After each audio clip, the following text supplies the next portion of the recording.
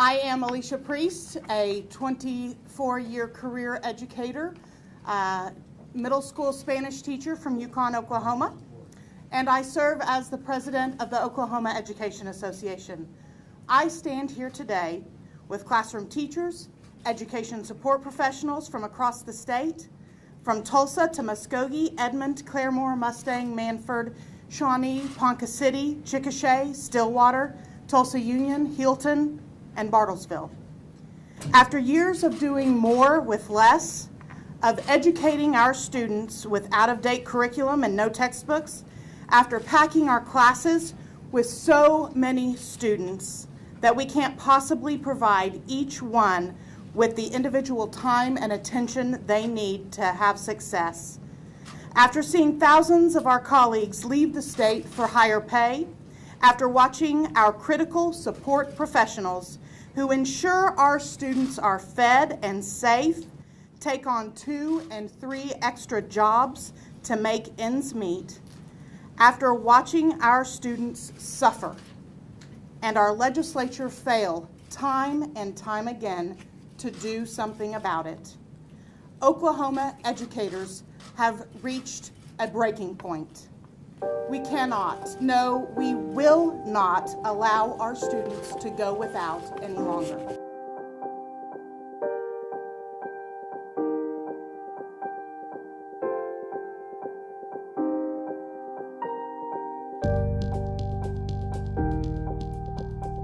The 2018 Oklahoma teacher strike began on April 2nd, 2018, with teachers across the state walking out to protest low pay, overcrowded classrooms, and tax cuts that resulted in lower statewide education spending.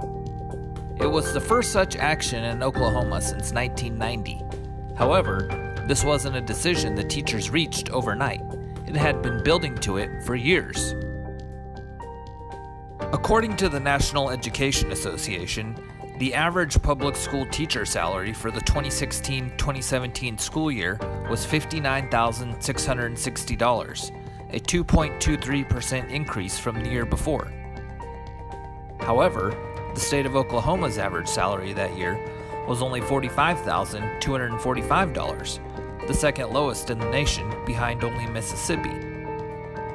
NEA statistics also show that Oklahoma spent $9,052 per student in 2017.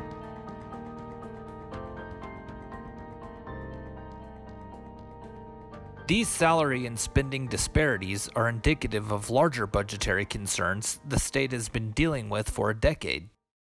Over the past 10 years, education in Oklahoma has been cut over 28%.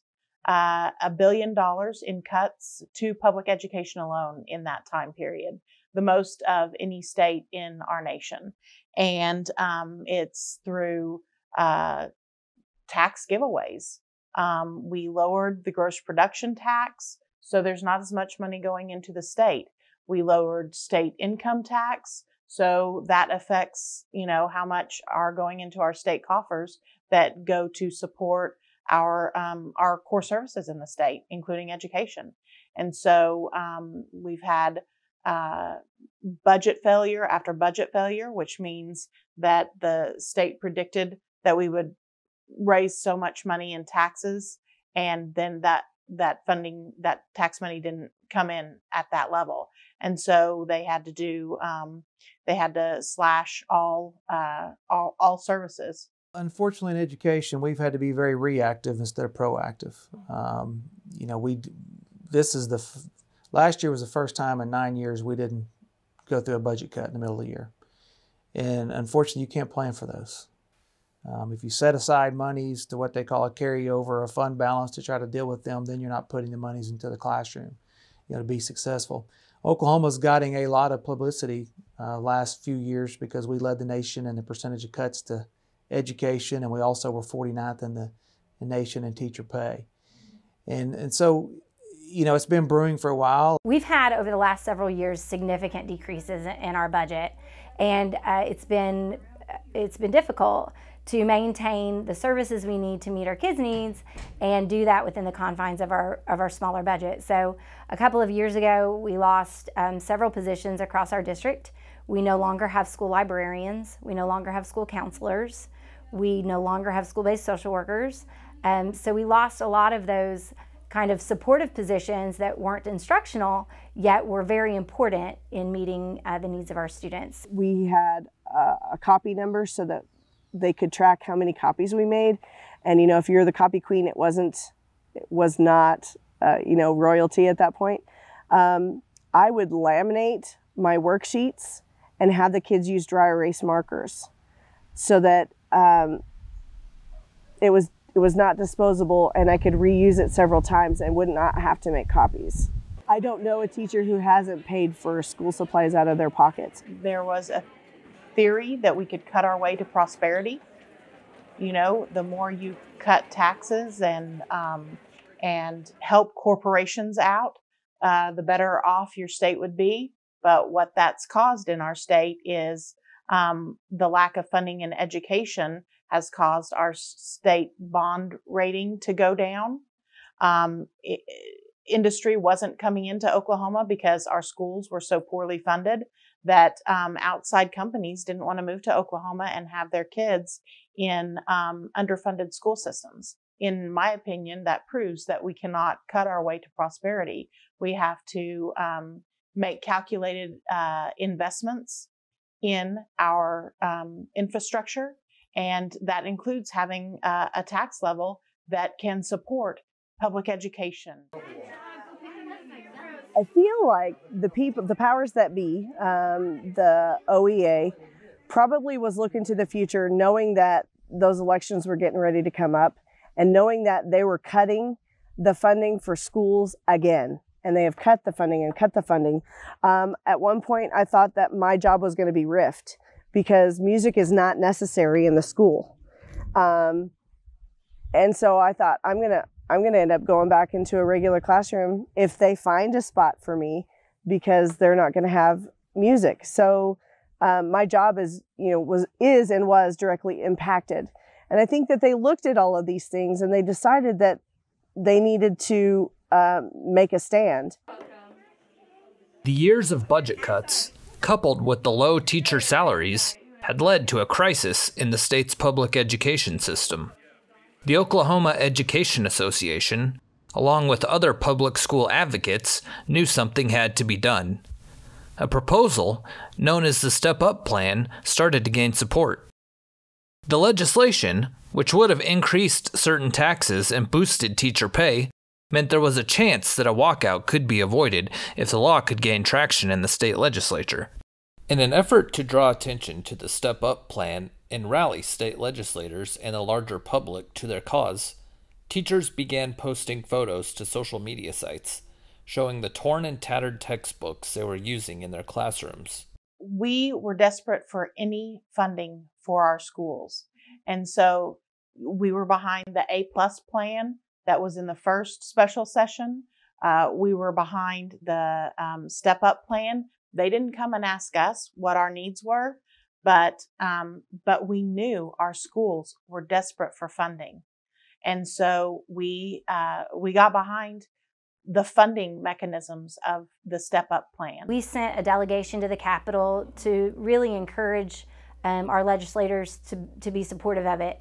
And we're really hopeful that that was going to pass.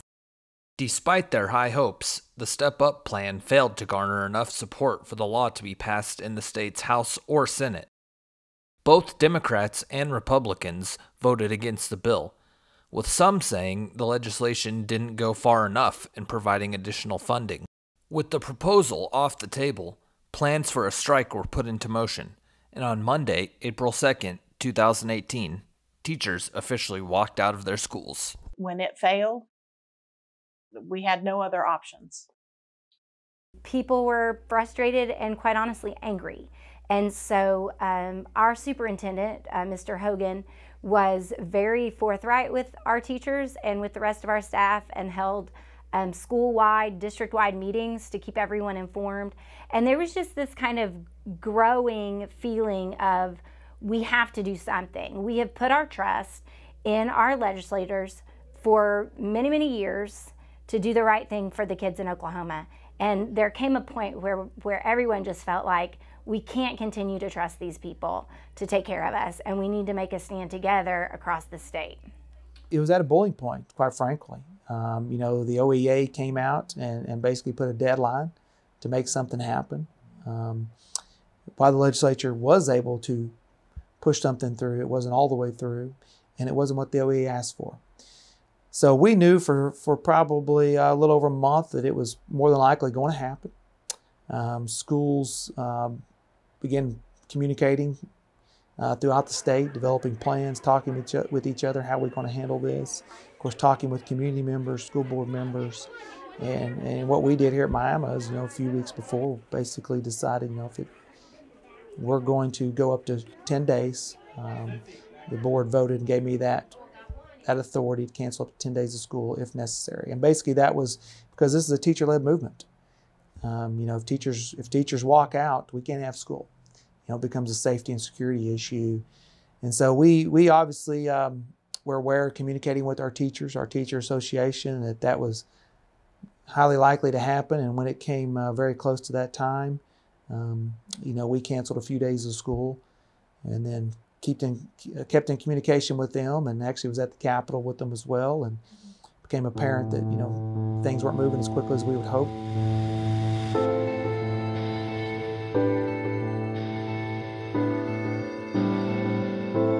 On April 2nd, teachers from around the state left their hometowns, their schools, and their families and headed to Oklahoma City. The educators converged on the state capitol in a show of force and solidarity.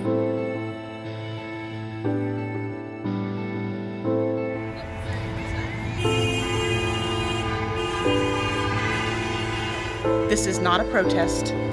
This is not a rally. This is a movement.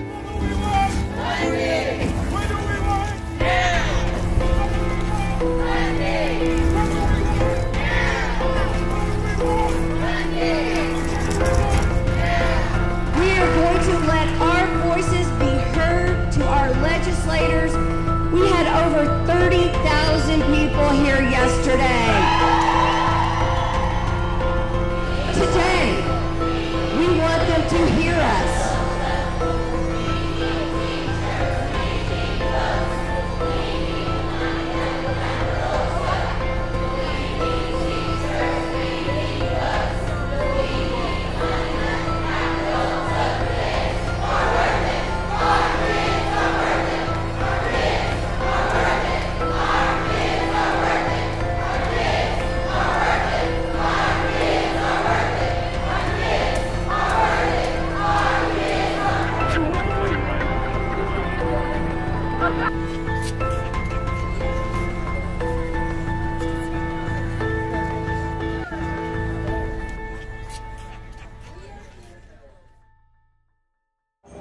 I'm here to stand for public education and our rights to be funded, fully funded, and to have no more fear in the classroom, to be able to teach every day with supplies, and to have our voices heard, because our funding is already being repealed and before the ink ever dried on the paper, and we are here to stand up for education. And I've taught for 26 years in the state of Oklahoma, and I have a daughter who's going to be a student teacher in the fall, and I'm fighting for her, my grandson, and all the other kids that need to be educated in Oklahoma. We don't have supplies. We have copy limits. I had a GoFundMe, not a GoFundMe, but a Donors Choose account, and it was the last day that it was going to be open before it closed, and Ripple, the Ripple company, I prayed for a miracle, and the Ripple company funded our Donors Chooses for $29 million in this country. And that was really giving me hope that we could do this and we could stand up for education, because my project was fun and it was a printer for my classroom, because I'm tired of running out of copies. I need those copies for my students, for extra work, and to keep them going. And I just think teachers they're worn out, and we don't have curriculum at our schools, and we had to do without that. Oklahoma City took a $30 million cut last year, and we can't sustain cuts like that anymore. We can't teach. We got to teach. I'm with the American Federation of Teachers, and we're trying to stand strong and fight for education. We need education in this country. It is the crown jewel of our country is education. We need to fight for it, and that's why we're here today. We want education. We love education, and we want public education strong. We don't want to weaken. We need funding. We need good funding sources, solid funding sources. And all these teachers are here to demonstrate that they are strong. This is a teacher-brought strike. We brought this. We brought the walkout because the teachers are worn out. They're working so hard for your kids and all of our kids, and they're spending their own money. And we just can't do it anymore. But thank God, you know, we got a country where we can stand up for what's right and be here in numbers. The people brought their kids, entire schools have come. So it's emotional, and but it's a good thing. It's a good thing. These are my people. I spent 3 days at the Capitol. I think one day I took my dog. I took both of my kids that day with me because I wanted them to see. I wanted them to see legislation in action. I wanted them to see what it looked like to fight for something that you believed in. And I think for the first time, teachers felt like we had a voice, because I don't think that for the last 10 years that we've really been given a voice. So being at the Capitol and seeing people who were so passionate about not only teacher pay raises, but school funding so that we can give the students what they need was huge. I spent 9 days in Oklahoma City, and then when I was back home, we spent time in front of restaurants and local businesses holding up signs on the weekend. We talked to people, you know, everywhere we went. We wore education shirts so people knew we were teachers, so we could spread the message about what was going on in Oklahoma City. It was powerful. You know, one of my favorite moments when we were in Oklahoma City was on the second day, when we had more people than the first, and the Capitol was filled to capacity. And inside the Capitol is the rotunda, and on each layer of the rotunda was completely surrounded with teachers, and they were singing, "We're not going to take it." You know, we'd had enough. And to hear, you know, thousands upon thousands of teachers saying, you know, "We're done. We're not going to take it anymore. You have to let us have our funding." That was probably the most powerful of the whole 9 days I was there. Yeah, it was amazing. It was amazing. You can't imagine. You can't imagine being on stage. I mean, I'm a teacher. I've never been prepared for public speaking or speaking to a crowd of anywhere from between 25 to 50,000 people on any given day. I mean, that's, you know, it's awe-inspiring. And because I know not all those people were teachers or support professionals or administrators, I know that a lot of them were community members. And we need our community members to stand with us and stand up for their kids. I mean, that's the way we make change. Give me your tired, your poor, your huddled masses, and we can have an Oklahoma faculty meeting. You know, this didn't happen overnight, did it? They've been digging this hole for a long, long time. This was not 15 minutes ago. How many of you have pulled out of your own pocket money to help the students you love? How many? And you and I know it's because you just didn't know what to do with all the extra money in your big fat paycheck. Days after the strike began, Oklahoma Governor Mary Fallin, who had been absent from the Capitol during the protests, ignited a firestorm of controversy over comments she made in an interview with CBS News. During the interview, Fallin compared the striking teachers to children, stating, "Teachers want more, but it's kind of like a teenager wanting a better car."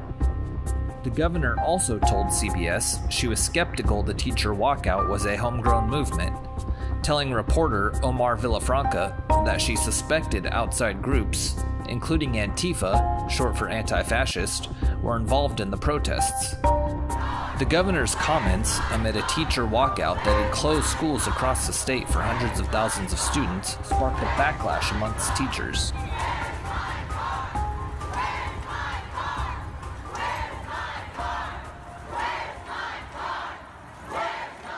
Mary Fallon hasn't been a supporter of public education since she became governor. So it wasn't surprising that she wasn't for people stepping up and speaking up for themselves and taking that power back and saying what you're doing is wrong. But when 50,000 people show up at your doorstep, you can't help but take notice. And if you look at her polling anytime in the last year, it is dismal. And so when you look at polling for funding public education, it is through the roof. And so we're on the side of right, and she's not. So history will show. To combat the message that their teachers were striking based on personal greed, the OEA began to produce a series of messages meant to communicate directly with the public. The gamut of accusations against the teaching profession is lengthy, and I take offense to that. And what can I do in my classroom? That's a fault that we have. It's a fault that I have, that sometimes we just don't stand up and say, you know what? You're talking about those teachers. Well, I am one of those teachers. And it offends me when you talk that way, because I work my tail off every day. It made us teachers look like we were being selfish. We haven't had a pay raise in 10 years, except for our step, which is, every year you might get $250 more. It's not like any big lump sum or anything. But the media seem to have portrayed us as we're shallow because we're asking for more money. And I talked a lot to my students about this because I needed them to know where we were coming from. I'm a professional. I have a family, and I need to take care of my family, and it's really hard to do that when the prices keep going up and our pay doesn't. We were portrayed as money hungry, and we just wanted more money, and that wasn't the case. We wanted money for our kids so our schools can run adequately, so our classrooms aren't stacked with 30+ kids in classrooms where we have teacher shortages. We don't have substitutes. Buildings are falling apart. Books are being held together with duct tape. Chairs are broken across the state. It was not about money for us. It was about funding. As the strike progressed, OEA leaders continued negotiations with state legislators aimed at providing additional classroom funding for teachers and support staff, as well as the pay raise. The union pressured lawmakers to pass various tax increases that would pay for the funding. We need the repeal of the hotel-motel, a veto of the hotel-motel repeal, and we need to pass capital gains in order for the walkout to end. We were over there every day talking to different legislators, talking to State Superintendent Hoffmeister. It moves 120 miles an hour all the time. Information, having to make decisions. And our OEA board members met almost every night, sometimes until 11:30 at night, processing the information that we're getting, and then meeting the needs of our members the next day, starting at 5:30 in the morning.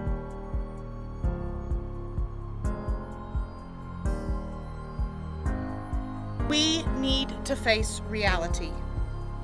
Despite tens of thousands of people filling the Capitol and spilling out onto the grounds of this Capitol for 9 days, we have seen no significant legislative movement since last Friday.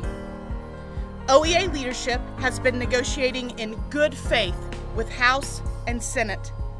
Senate Republicans won't budge an inch on any more revenue for public education. They are even unwilling to pass a resolution as a good show of faith of intention to fund education in the future. They say they don't believe Oklahoma students need more funding, and they're wrong. Those lawmakers are simply refusing to cross the finish line. Saying it had achieved all that it could with the 9-day walkout, the Oklahoma Education Association announced that their teachers would finally return to their classrooms. Teachers had called for a pay increase of $10,000 over 3 years and a raise of $5,000 for support professionals. However, the teachers settled for an average raise of $6,100, as well as a $1,250 raise for support staff in what OEA President Alicia Priest characterized as a victory for teachers. The educators had also called for a $200 million increase in education funding, but the state passed an increase of just $50 million. The funding did not come from capital gains taxes on the wealthy, as the teachers had demanded, but from new or higher taxes on oil and gas production, tobacco, motor fuels, online sales, and gambling, the first major tax hike in the state in nearly 30 years. However, the biggest pieces of legislation were passed before the walkout, not during it, and Ms. Priest acknowledged that many of the protesters' demands for more school funding would not be met because, she said, Republicans in the state Senate would not consider additional revenue sources. I think we have to go baby steps. If you ask for too much, you know, when you're in negotiations, it's never one-sided. You can't win the whole time. There has to be give and take. So it may not have been everything that we wanted when we went back to the classroom, but it's a starting point. Well, you know, it would be optimal to make sure that the funding came not at the expense of other state agencies, which it didn't, and was enough to move us forward in future years. And so, so there were some other funding sources that we wanted to pass last year, but it took 10 years to dig this hole. It's going to take more than 1 year to get us out of it. Do we need more? Absolutely. But did we start righting the ship? Yeah, we did. And we have, when we ended the walkout, we said, you know, they're not going to give us any more.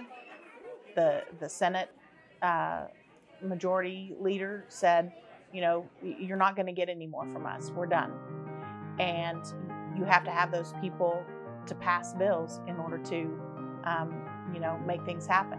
And so we said, well, they're not going to give us any more. So we're going to end funding the walkout, and we're going to turn straight to campaigns and elections. And that's what we've done. 7 of 8 incumbents who voted against the funding were voted out, either in the primary or their primary runoff. And so we're putting all our efforts into that now, so that the ship gets completely righted and we're back on course and doing what's right for our kids. A total of 115 educators ran for state office in 2018, with 71 of them winning their primaries to advance to the general election. On November 6, 2018, 16 of those current or former educators won seats in the state Senate or the House. The vote grew the Education Caucus in the legislature from 9 to 25 members. In addition, during the June 26th primary elections and August 28th runoff elections, 8 of the 10 Republican incumbents who opposed the tax increases were voted out of office. Stan May, a Republican who campaigned in favor of the tax increase, was one of the challengers who won. However, Republican Kevin Stitt also won the governor's race. Stitt said he would not have signed a teacher pay raise the legislature earlier approved after the walkout. He defeated former State Attorney General Drew Edmondson, a Democrat and former teacher. However, Stitt has called for a $5,000 bonus for new certified teachers and promised to raise salaries to be comparable to neighboring states, and offered other education revisions. The historic 2018 teacher walkout changed the fate of public education in the state of Oklahoma. The teachers won their first significant pay raise in over 10 years, and additional funding for the classroom was approved. Despite these wins, teachers in the state vowed to continue their fight to improve their lives and those of their students. We found our voice, and we've taken our power back, and we're not giving it up anytime soon. Planted by the water, we shall not be moved. We're fighting for children. We're fighting for our children, and we shall not be moved.